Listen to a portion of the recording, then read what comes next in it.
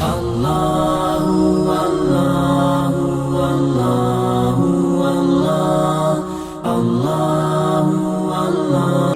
میں غلامی کا سسٹم کیا ہے؟ کیا اسلام نے غلامی کے نظام کو فروغ دیا؟ اور ظاہر ہے کہ اسلام نبی اکرم صلی اللہ علیہ وسلم لے کر کے حضور ہی علیہ الصلوۃ والسلام اسلام کی ہدایت لے کر کے تشریف لائے، تو کہیں نہ کہیں یہ چیز آپ کی طرف بھی جاتی ہے کہ گویا آپ نے بھی دنیا میں غلام اور باندی کو فروغ دیا، اور اس تصور کو آپ نے پیدا کیا۔ اس سے پہلے شاید غلام اور باندی نہیں تھے۔ یہ اسلام پر ایک بہت بڑا الزام ہے۔ اصل میں غلامی کا سسٹم اور نظام یہ اسلام سے پہلے بھی تھا۔ وجہ یہ ہوتی تھی کہ جب جنگیں ہوتی تھیں اور کچھ لوگ پکڑے جاتے تھے، تو اب ان کے بارے میں جو مشورے ہوتے تھے وہ یہی، یا تو ان کو قتل کر دیا جائے، یا ان کو غلام بنا لیا جائے، یا ان کو پیسے دے کر کے چھوڑ دیا جائے۔ اب پیسے کبھی ہوتے نہیں تھے، یہ اسلام سے پہلے کی تاریخ ہم بتا رہے ہیں۔ تو عام طور سے لوگ ان کو قتل کر دیتے تھے، لیکن قتل کرنا بھی آسان نہیں ہوتا ہے کہ اتنے لوگوں کو قتل کر دیا جائے، تو ان کو غلام بنا لیا جاتا تھا، اور ان کے ساتھ ایسا سلوک کیا جاتا تھا جیسے جانوروں جیسا سلوک ہو۔ نبی اکرم صلی اللہ علیہ وسلم جب تشریف لائے تو آپ نے اس سسٹم اور نظام کو کم کرنے کی کوشش کی۔ اسلام نے اس کو فروغ نہیں دیا، آپ نے اس نظام کو اور اس سسٹم کو کم سے کم کرنے کی کوشش کی۔ چنانچہ آپ اگر قرآن پاک میں دیکھیں تو فک رقبہ، جہاں پر بہت سی فضائل بیان کیے گئے ہیں وہاں پر کہ تم غلاموں کو آزاد کرو۔ اسی طرح باقاعدہ جب خرچ کرنے کا مسئلہ آتا ہے کہ اپنی زکوٰۃ، اپنا مال کہاں خرچ کرو، تو والسائلین وفی الرقاب، کہ تم مانگنے والوں کو اور باقاعدہ غلاموں کو غلامی سے نجات دلانے کے لیے تم پیسے کو خرچ کرو۔ تم پیسہ دے دو غلام کو تاکہ وہ اپنے آقا کو پیسہ دے دے۔ اور تو اس وقت ظاہر بات ہے کہ قیدیوں کو قتل کر دینا یہ بھی انصاف کے تقاضے کے خلاف تھا، اور ان کو چھوڑ دینا یہ بھی مصلحت کے خلاف ہے، کیونکہ آپ اگر دشمن کو چھوڑ دیں گے تو وہ پھر دشمنی کریں گے۔ تو اس طرح یہ سسٹم جو اسلام سے پہلے کا تھا کسی نہ کسی درجے میں باقی تو رہا، لیکن آپ صلی اللہ علیہ وسلم نے ایسی ہدایت دی کہ وہ سسٹم اور وہ نظام کم سے کم ہوتا رہے۔ چنانچہ ایک طرف تو اس نظام کو باقی رکھا گیا، لیکن اس کے اندر اصلاح یہ کی گئی کہ نبی اکرم صلی اللہ علیہ وسلم نے فرمایا جو تم کھاؤ وہی ان کو کھلاؤ، جو تم پہنو وہی ان کو پہناؤ، حتیٰ کہ ان کی شادیاں بھی کرائیں۔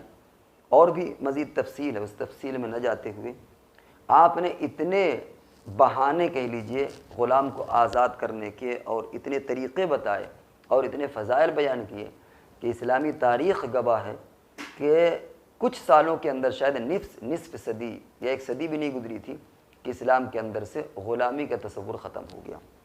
ابھی برطانیہ میں 19ویں صدی کی بات آتی ہے، مورخین لکھتے ہیں کہ 19ویں صدی میں لاکھوں روپے خرچ کر کے غلام آزاد کیے گئے، لیکن اسلام نے یہ کام 1400 سال پہلے کیا ہے۔ چنانچہ اگر کفارات کے اندر غلام آزاد کرنے کا ذکر قرآن میں بھی ہے اور حدیث کے اندر بھی ہے۔ سب جانتے ہیں کہ اگر کسی نے قسم کھا لی تو سب سے پہلا درجہ کیا ہے کہ غلام آزاد کرو، حالانکہ اور بھی اس کی شکلیں ہیں، جیسے آج کل غلام نہیں ہے تو دوسری شکلیں، لیکن تم غلام آزاد کرو۔ اگر زہار کسی نے کر لیا، علماء جانتے ہیں زہار کس کو کہتے ہیں، اپنی بیوی کو ماں کے ساتھ تشبیہ دینا، اس کی تفصیل کی بھی ضرورت نہیں ہے، وہاں پر بھی شریعت نے کہا کہ غلام آزاد کرو۔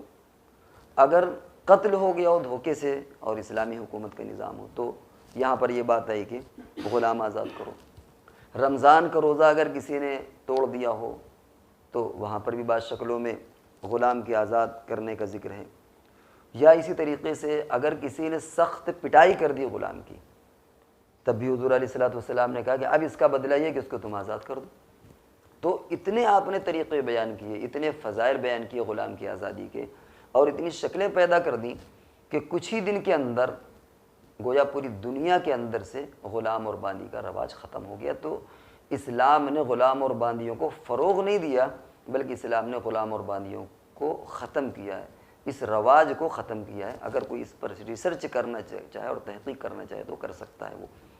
اسی طریقے سے جب تک غلامی کا نظام کسی نہ کسی درجے میں رہا تو غلاموں نے بادشاہت بھی کی ہے، اور غلام محدث بھی بنے ہیں، اور بڑے بڑے علماء اور چوٹی کے بزرگ اور اولیاء دیے اور اولیاء اللہ بھی بنے ہیں اور انہوں نے حکومتیں بھی کی ہیں۔ تو خلاصہ یہ کہ جب تک نظام رہا، نبی اکرم صلی اللہ علیہ وسلم نے اس سسٹم کو سمجھایا کہ اپنے طرح سے بالکل ان کو سلوک کرو، یعنی جس طرح تم اپنے ساتھ کھاتے ہو پیتے ہو، جو اپنے بچوں کے ساتھ سلوک ہے وہی سلوک ان کے ساتھ کرو، اور بہانے سے کہ ان کو ہر بہانے سے ہر طریقے سے ان کو آزاد کرتے رہو۔